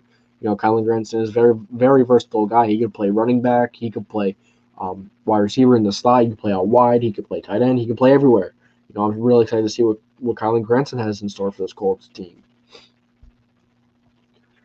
So what else? What other questions do you got, man? Let me try and think of other things to talk about. Let me ask you some things. What do you think about the Texans situation? Because my gosh, dude, they're a wreck. Texans are a wreck. A wreck. I mean, do you want to come in? Do you want to come on the stream and talk about the Colts a little bit? Give your thoughts on them. You come on. I'll drop the link if you want. Yeah, I'll drop the link and someone could just come in if they want.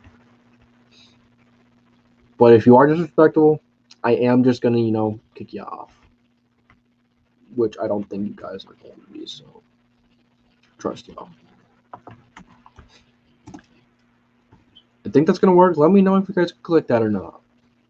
And copy and paste that. Come in if you want to talk Colts football. That's what I wanted to start doing more, is getting you guys involved more.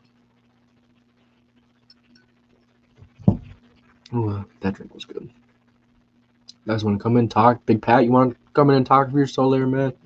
More than welcome to.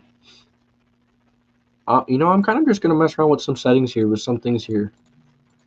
So many people here, so solo layout. Yeah, so if you guys want to join up, we'll talk, Oh, I don't know what I did now. Exit solo layout. Oh my gosh, I don't know. But yeah, I don't know what else to really talk about now. I really talked about everything I want to talk about. Like I said, if you want to join up, click on that link. I wish I can join, but do not gotta set up. Could you join on your phone? I'm not sure if you can join on your phone. You try if you want.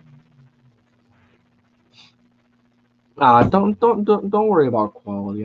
I don't care. Just come on and talk. If you could, of course. All right, let's see. And one thing I want to say, I actually want to talk about some things I want to do with the channel. My channel's really been doing well lately, and it's all thanks to you guys. Like I said, I cannot freaking thank you guys enough. I can't tell you how excited I get every single time I get one subscriber.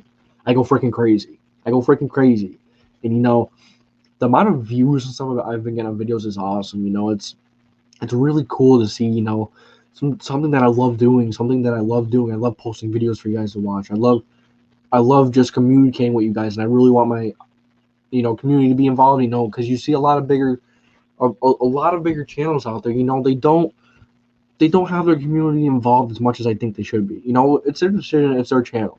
But, the reason why they're up there on YouTube, the reason why they're up there, making a living off YouTube, doing something they love, is the people that's supporting them in their channel, and they don't give back enough. They don't communicate with their guys enough, with their supporters. And that's something I really want to emphasize on. I love the community. That's the big reason why I started this. I freaking love talking to people about football.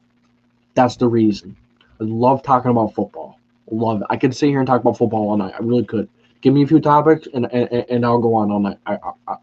I legitimately will because, I really have nothing to do tomorrow. So, I'll go on all night. If you want to talk about other division, you want to talk about anything, let me know. I just love doing this YouTube. Of course, at first I was like going crazy over views. I gotta get this many views. I can't wait to get this many views. I better get 100 views. But I kind of come to a point where yeah, you're always hungry and you want more views. And yeah, it's a part of you. It's part of your nature that you want views and you want to, do really good. But at the same time, you want to have fun doing what you're doing, and you gotta, be happy with what you get. And I'm so appreciative, even if I just get 10 views on something, I'm so appreciative of those 10 views because it's awesome.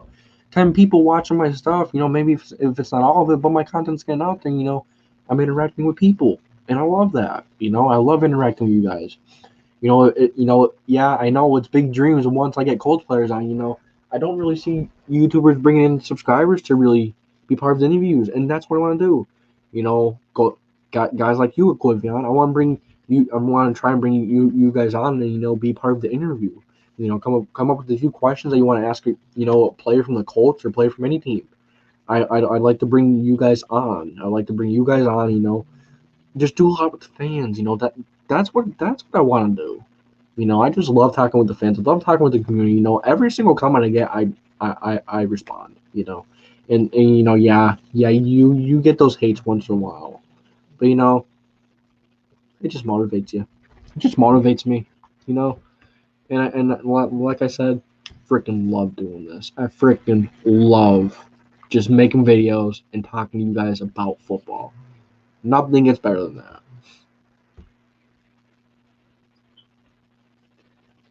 Is it a glitch on my phone? No one's actually saying anything, so you're all good, man. No, it's not your phone. It's just no one's really saying anything. And I kind of thought more people was gonna be here because it isn't like a weekday. I may have to try another stream over the weekend just to see how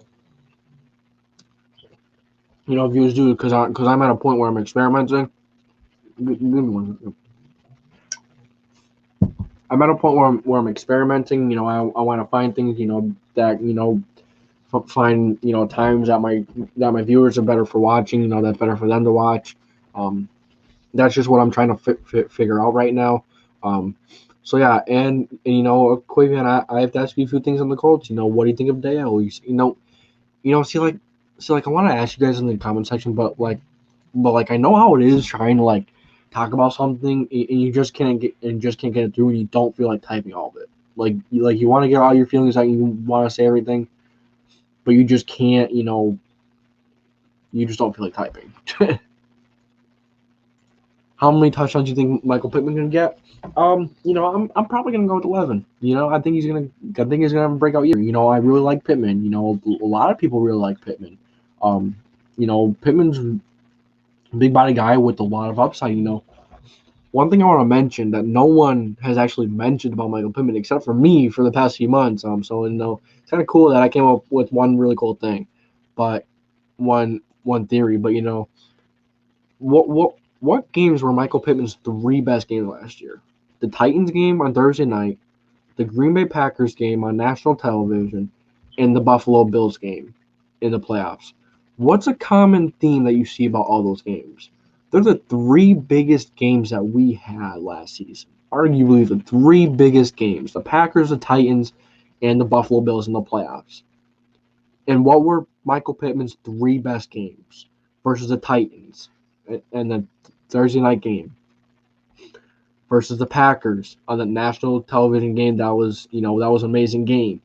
And then the Buffalo Bills.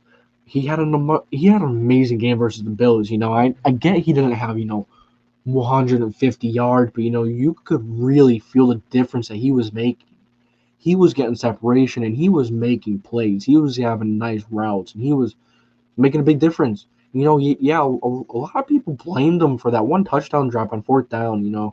But that was kind of Rivers and Pitt's fault. Because that was a hard catch for Pitt to make, but Rivers also overthrew him a little bit. So, it's kind of on both sides right there. But yeah, that's my thing for that. And Quillivan, I have to ask you, who is your favorite Colts player? Who is your favorite Colts player now and all time?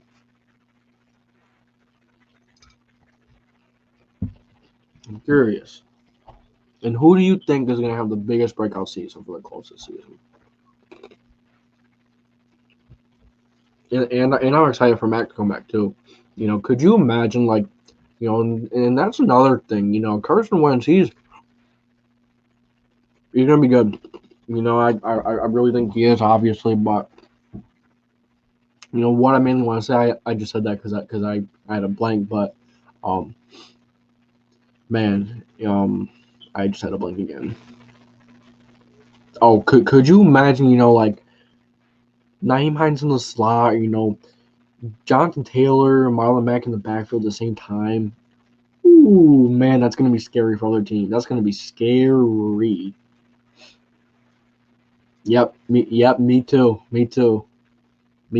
By far, I love T.Y. He's just a cool dude, and he did turn out a lot more money to come back to the Colts and to go to the Ravens, which is, just shows how much he loves the Colts and how much he loves the fan base.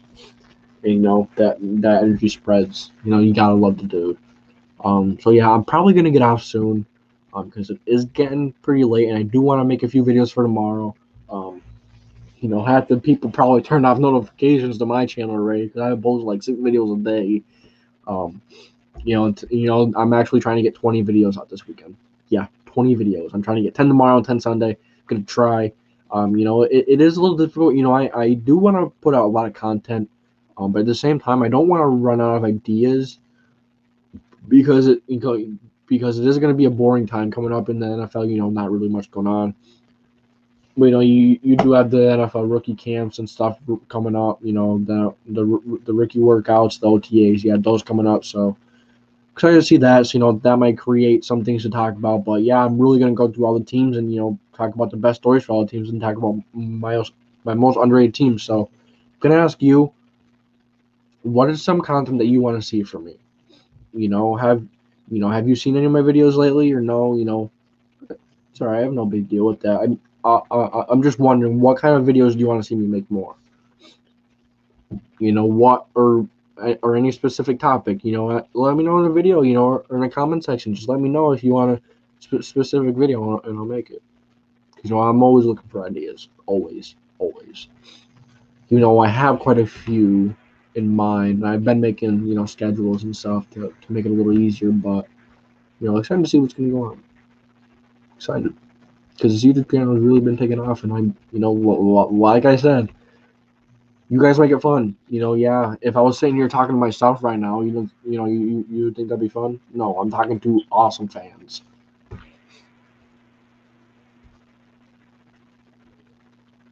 I can't wait to just, make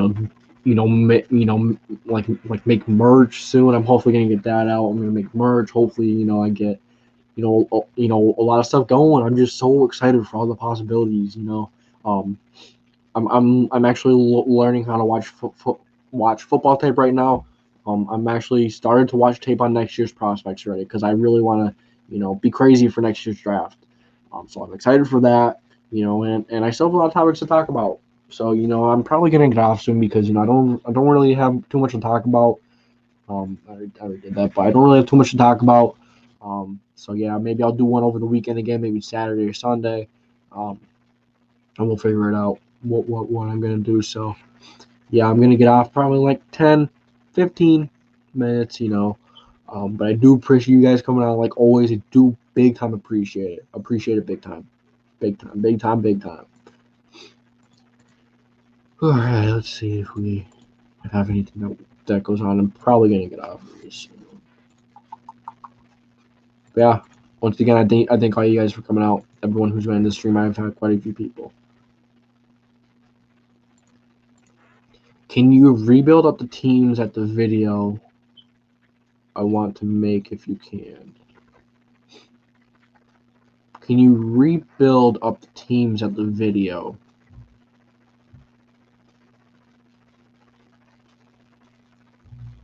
Like, you mean like...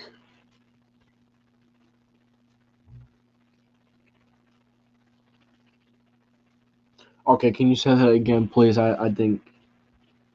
Oh, it's your mic? Oh, okay.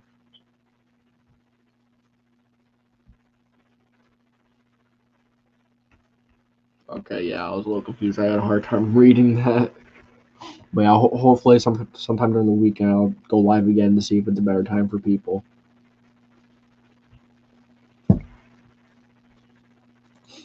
All the players you want on one team. That's okay. Yeah, I'll check that out. I'll do those. I'll check it out. I'm gonna put it down in my Google Docs right now. Just an idea. Players to build a team. Like I can actually do Madden stuff too. If you guys like to see Madden videos, I don't know if you guys really like Madden though. I don't know if you guys really like to watch Madden, but I could do a series. I could live stream. Madden Mondays. I could live stream. Colts franchises. I could do that if you guys wouldn't mind. I have a headset. I have a PS4. I can play Madden. If you guys want to hear me get mad half the time, I get pretty mad at Madden. Not even gonna lie.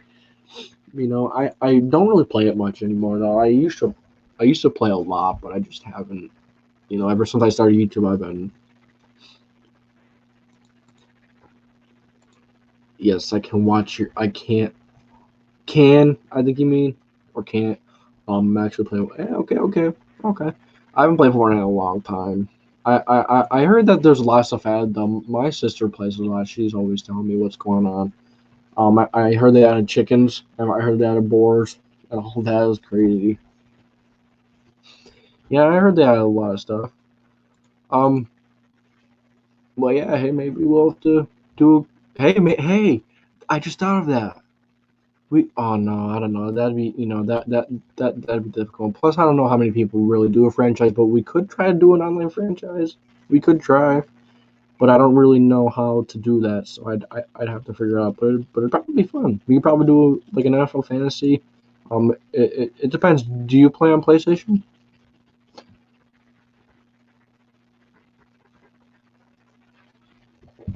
PS4? I don't have PS5. I'm not fancy.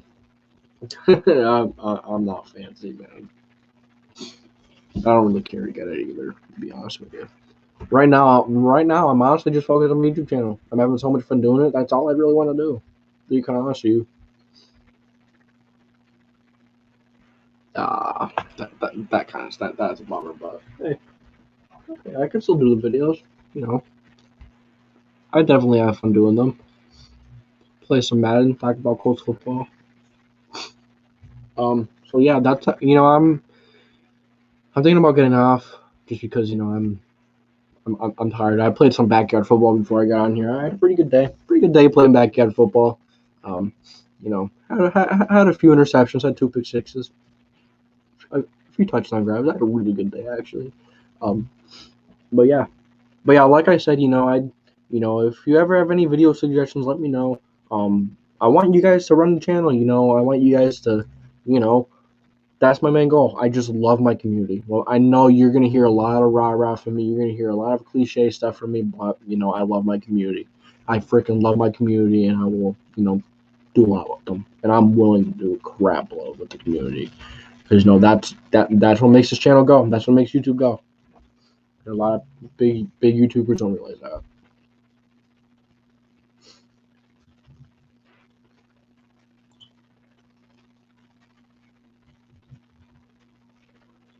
Okay. It's next time you go live next week. Can you go live at 2:00 p.m.? That when I'm going to get out of school and I can probably get in your live easier. Yeah, I could definitely try that out. And I'm probably try it out on the weekends too. I'm probably gonna try it out this weekend. It's a little hard to do it during the week because I have school and then doing the videos and then it's so and plus I was doing the Monday streams, but since I don't really have a lot of people, it's really hard to get people in on Mondays because people are always doing something on Mondays. It's a busy day, especially at 4:15. I don't know why I picked 4:15. Maybe the time like 7:30 would be better. But I just don't know what I'm doing that day. I don't know if I'm gonna do anything. So wait, are you Eastern time zone though? Hey, and I really appreciate you being on the stream, man. Big time. Really appreciate it. Hey, 11 likes. Dang. Okay. Dang. So I see you guys showing love on the channel. I see. See, we making moves. And like I said, when I go up, my fans are going up with me. Everyone's going up with me. My best friends. And Aquivian, you've been here for quite some time. I'm gonna get you in on some things. Big Pat Sports Talks, cool. Pacini Football, Gold, Chris Maker, all people that I really, Coach Aquivian, I think I'm gonna make you a mod. If I know how to. Let me try on my phone. I'm gonna try to make you a mod. I'll attempt to, anyways. My phone's about to die.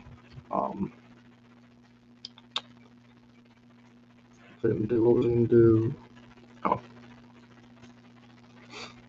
we have. Okay, let me see if I can get you to be a mod. Add a moderator. Okay, there you go. You're a moderator. I trust you. You seem trustworthy. You've been in here in my streams quite a bit. You're in Bring the Juice all the time. I trust you. You're in Colts Talk. I always see you around. You're never causing trouble. I trust you.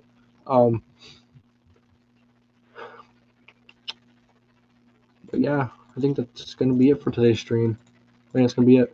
I think all you guys for watching. I had an amazing time sitting here talking football. I'm gonna try again to maybe do a stream during the week or during the weekend. And we'll get stuff figured out. But like I said, I thank you guys for tuning in all the time. Oh gosh, someone just joined. I don't want to get off now. Juiced up. Someone say juice. Now people are joining. Well, I'm not getting off now. Okay. Someone say juice. Yes, sir. No, you're good. Don't worry. Hey, late is better than never. Down. Hi. What's up, Down? I don't think I've seen you before, but what's up, man? What's up? Hey, Dodgers fan. Let's get it, Dodgers fan. But yeah, how y'all doing? I'm gonna ask again how y'all doing. I was about to get off, but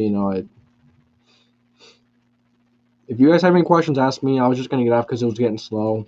Wasn't really many people talking. I was just here chilling with Colts Aquavion. Chill, dude. But yeah, you guys ask up because I already talked about it a lot, and I'm getting exhausted. You'd be surprised. You really do get exhausted just sitting here talking. You wouldn't think so, but. And yeah, Juice, don't worry about being late. Don't worry about it, man. Come on now. You're here. It's all that matters. Okay, let me see if I could do this. Maybe this would be better. Okay, here we go. What do you think of the Kwity Paye pick? Okay, good question, Down. I'm really excited for Kwity Paye. He kind of reminds me. He really reminds me of a of a Jamal Shear with much more upside at pass rush. He's going to come in and be an instant impact in the run defense. Our run defense is already really strong, so I'm excited to see him come in and make that even better. I'm excited to see him come in, and then you have Deo on the other side. He's not going to come in day one, with the Achilles. But yeah, I think Kwity Paye does have some things to work on. He definitely does. But with the character he has, and the dude that he is, he's gonna come in and he's really gonna make a difference. He's really gonna be a fun guy to be around the locker room. And with that character, he's gonna be even more fun to coach for the coaching staff and Frank Reich.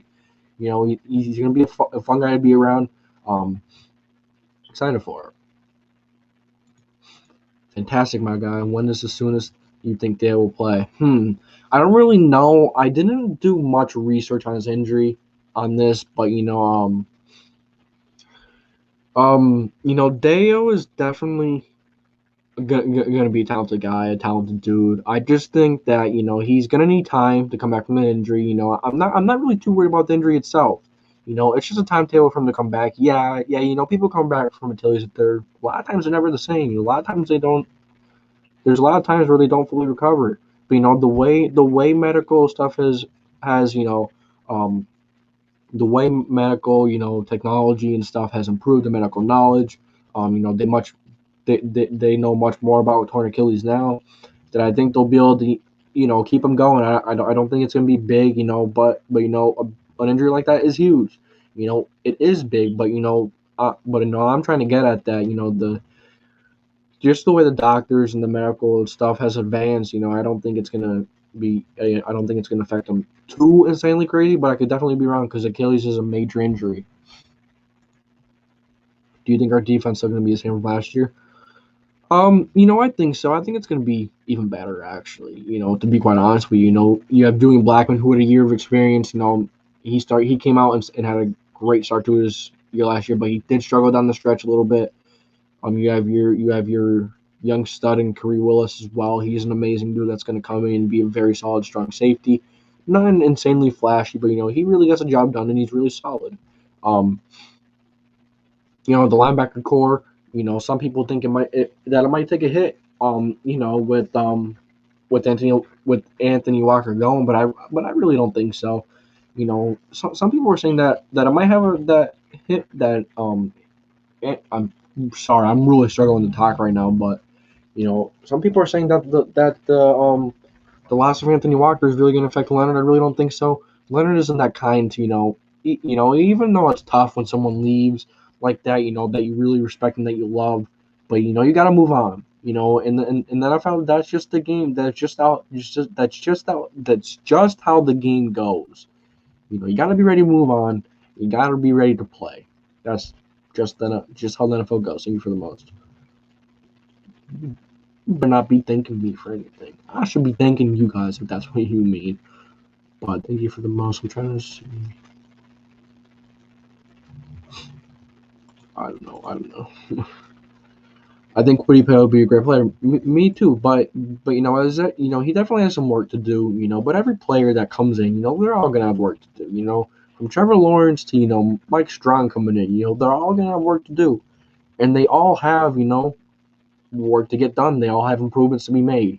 I guess some may be more ready than others, and some may be more talented than others, and some may be more athletic. Some may have a better mindset, but I don't care about any of that. Okay, let me rephrase that. We care about all that, but at the end of the day, you have to be ready to come in and work and improve because you're not going to be perfect. Never going to be perfect. You could be pretty damn good. Perfect, yeah. I hope Granson gets a lot of snaps this season. Yeah, I think he's going to get a lot of snaps. I think he's going to be a bigger impact than people think. I made a video on this the other day too. Kylan Granson kind of reminds you of a Trey Burton. He's just more athletic. He has better hands. Some people are saying about the hands thing that he struggles with his hands. I really don't see it. That Vanderbilt game where he did drop 3 or 4 passes, it was that, and before that, that Vanderbilt game, kind of stood out more because it was a bigger stage. Just kind of like the Marco Terry thing, that stood out a lot more because that was a bigger stage when he jumped off sides. 2 totally different positions, but I think you get what I mean. The bigger stage, the more people are going to notice your errors, and no one's going to credit you for the good things that you do. Not many. I think you know what I'm trying to get at there. People, the haters and the negative people, they don't care when you're doing good. They don't care when you're exceeding expectations. They're not going to say anything. But the moment you make an error, they're going to jump all over it. They're going to jump all over it. Kylan Granson, he's also going to start to feel, he kind of reminds me of Jonnu Smith. He's got the speed, he's got the vertical threat ability. He's very versatile. He can line up in slot receiver. He can line up out wide. He could even take snaps back at running back. He's very versatile, like I say. But I kind of didn't finish my statement from before. But coming from since that Vanderbilt game, his hands, he's really actually have not dropped a lot of stuff at all. He's barely dropped anything. So he's shown that he made improvements. I'm trying to think. I don't even I think he played. I know he's only played tight end for 2 years too, so he is a little raw, but he's gonna be a good dude. Do you think we will see Pittman get another touchdown this year? Yes, for sure. Yes, for sure. My guess is probably 8 to 11 touchdowns. Pittman is kind of that, better version of Alshon Jeffrey. Maybe. I think that's big shoes. I think that's big expectations. I don't. One thing I want to say, I don't like when people do compare players to NFL players because you're immediately putting them in a bad spot. Giving them those high hopes, those high expectations, just to fall short, just because if they're not that as good. But it's still fun to give player comparisons. You just got to remember that every player is different. Not every player is the same. Do you think Pittman will be Wentz's favorite target? I think I think it's very possible. Wentz likes big body guys. He likes big bodied receivers, and he loves his tight ends as well. So I'm really excited to see how he's going to work with those tight ends with Kylan Granson, Big Mo, and Jack Doyle. Excited to see them. But yeah, I think Pittman will probably be the favorite target. He's a young and upcoming guy. And, like I said earlier, something that people don't talk about enough with Pittman. You know, the three biggest games last season, arguably the three biggest games. You had the Tennessee Titans game on Thursday night. You had um you had the Packers game, which was a huge game. It was just a big primetime game line. It was a national televised game. And then you have and then you have and then you have the Buffalo Bills game.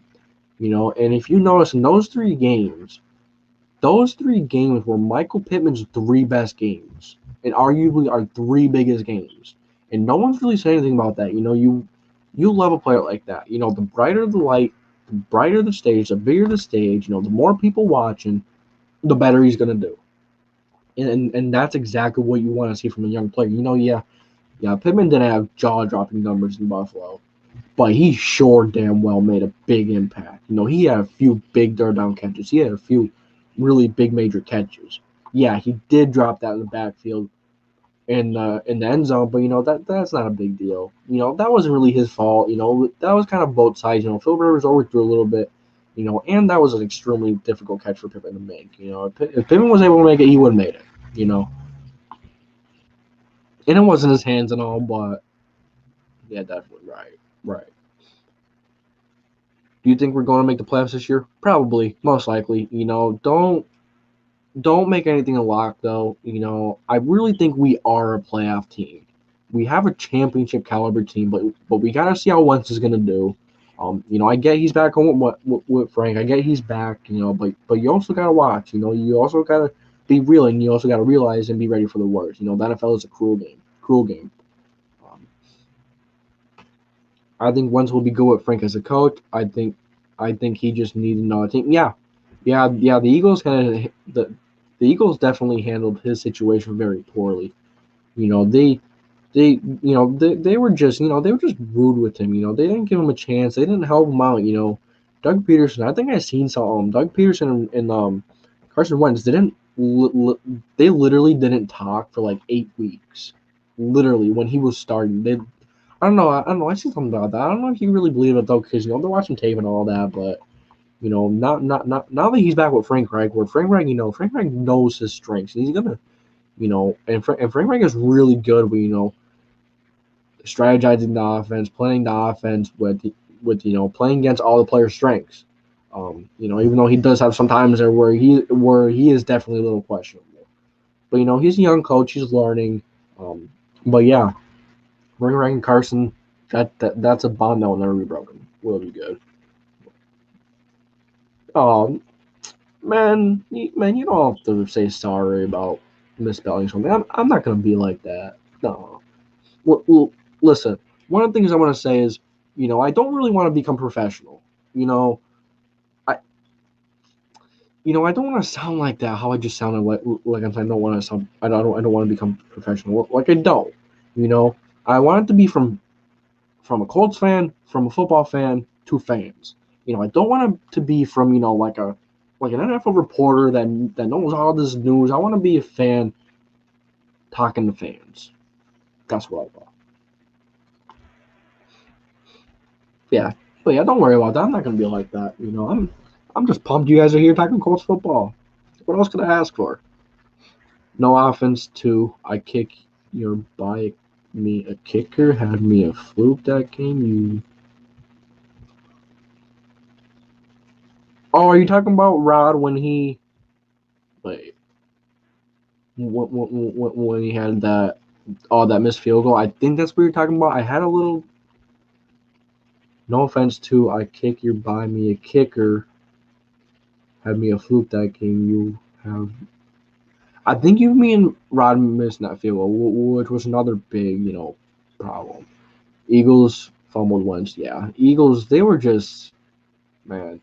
And a lot of Eagles fans were so disrespectful towards him. I think it had, I think it had to do with, with him getting hurt. Obviously, it's a huge thing.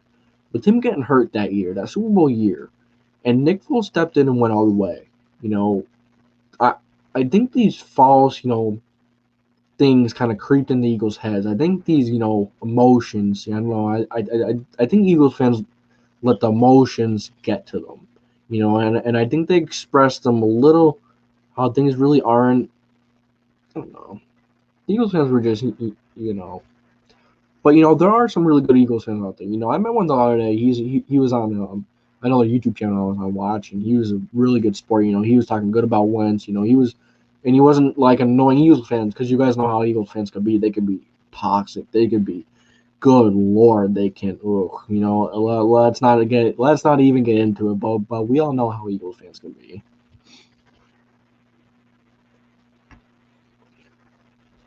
Meant to say to the player of games this Buffalo games. Oh, okay.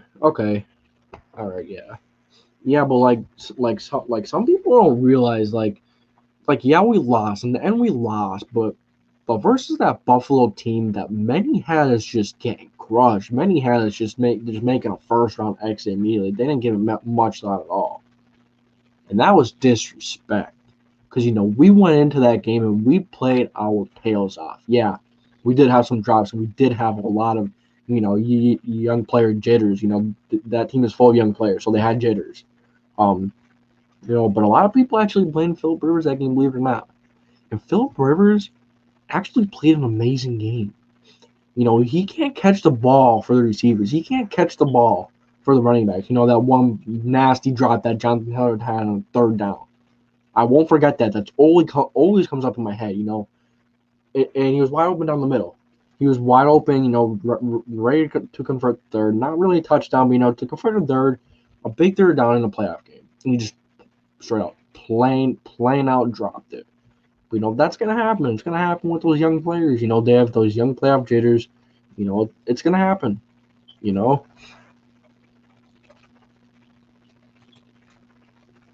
But, yeah, and as I was just saying that, Pittman was a rookie, and you see how he performed when the lights were the brightest. Just think about that. I don't see anybody talking about that.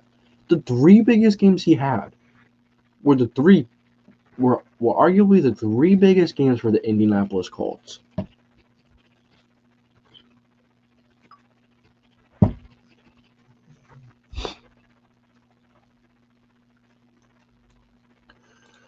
Whew. Sheesh, I've been talking here for a while. Hey, having a lot of fun doing it though. Like I said, I had a lot of fun. A lot of fun talking to you guys. A lot of fun. Like I said, I did talk about a lot of the AFC South earlier. And I've just been posting videos like crazy, and the support has been insane. The support has been incredible. I know I keep talking about it. I know I keep going crazy about it, but that's how much I appreciate y'all. Big time. I appreciate y'all big time, So much fun just chilling, making videos, talking to you guys, just going off about football. What freaking beats it? What freaking beats it, dude? Okay. I'm done with that. I'm done with that. But yeah, if you guys have any any other ideas, go ahead and give me some video ideas. Juice if you have any, Down if you have any. Just let me know. Let me know if you have anything that you wanna see. Um, you know, if you want to see any cool series, if you want to see, you know, any, you know, like Quavion said, he like to see some Madden videos. He would like to see some Madden. And I probably will do some Madden. You know, I might as well. Um, you know, I know I get like my like, you know, I have to get a better microphone and such, but you know, I'm working on that. But hey, like I said, I'm excited. I'm excited for the future, man. I don't know. I don't know. Yeah. I have to get What's this Steve's background? I have to get Let me see if that makes a difference in when I'm doing the comments. Oh yeah, it does. It's more. Or am I just going crazy?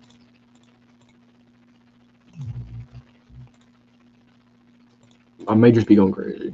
Oh no, it just blanks it out.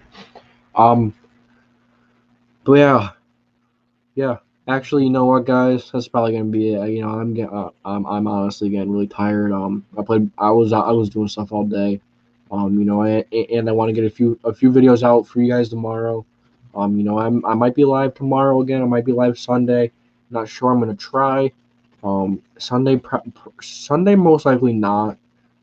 Saturday I have a decent chance. You know, I may come on like 7:30, 8:30, something like that.